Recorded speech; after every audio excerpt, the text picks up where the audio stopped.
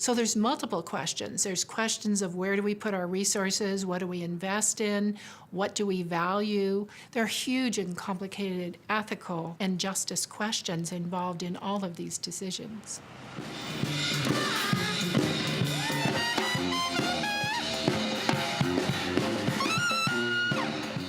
New Orleans' resilience is about more than just the physical environment. It also concerns equity.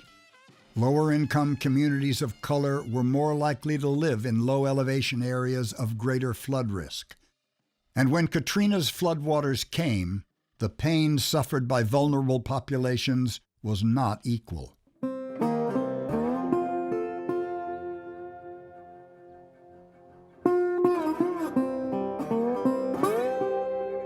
Across the street, right here, this is, like I say, every driveway, every slab you pass is a family that didn't get to come back.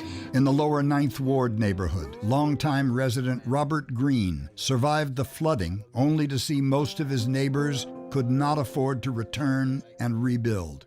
This particular family, the property was sold to the road home. You see the yellow markings, 2515, and right next to them, this family wasn't able to come back at all. So there's no uniformity in it.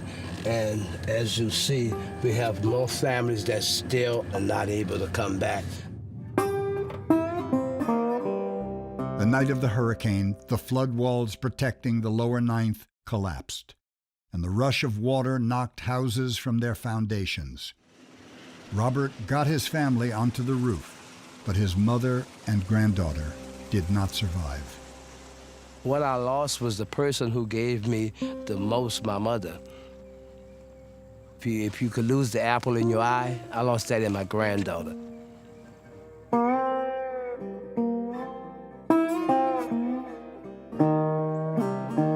Ten years later, the neighborhood still struggles to rebuild.